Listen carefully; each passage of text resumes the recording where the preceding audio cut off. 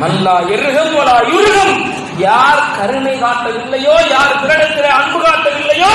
யார் பிறரை நேசிக்கவில்லையோ அவனை அல்லாஹ் நேசிக்க மாட்டான், அவனுக்கு கருணை காட்ட மாட்டான், அவனுக்கு அன்பு காட்ட மாட்டான். ரொம்ப கஷ்டங்கள், ரொம்ப சிரமங்கள், ஒரு கடுமையான நோயினால் பாதிக்கப்பட்ட அவசரத்தில் ஒரு மருத்துவ உதவிக்காக, மருத்துவ செலவினங்களுக்காக உயிருக்கு போராடி கொண்டிருக்கிற கணவனுக்காக, மனைவிக்காக, குழந்தைகளுக்காக அங்கே இந்த அலைஞ்சி நகரத்தை விட்டு இடத்தை விட்டு எல்லாம் பத்தலை என்ற நிலையில கடைசியாக நீ வசதியாக இருக்கிற, செல்வம் அடைந்திருக்கிற, அல்லாஹ்வுக்கு அருட்கொடையை கொடுத்திருக்கிறார் என்று உன்னிடத்தில் வந்து நின்று கேட்டால்,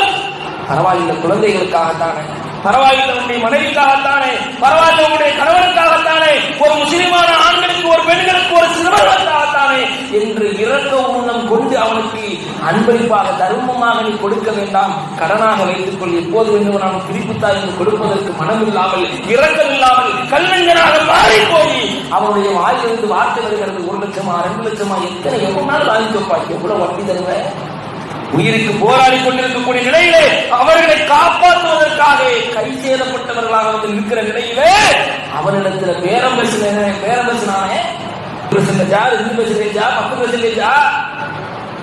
பேரம் பேசுறானே, உன் மனசுல கொஞ்சம் கூட இரக்கம் இல்லாதவனாக, அன்பில்லாதவனாக நீ மாறினாயே.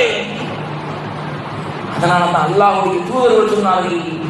மல்லா இர்ஹம் வலா யுர்ஹம், எவனிடத்திலே கருணை இல்லையோ, இரக்கம் இல்லையோ அவனை அல்லாஹ் கருணை காட்ட மாட்டான், இரக்கம் காட்ட மாட்டான். அவனுடைய மரண வேளையில அதை அவன் உணர்வான்.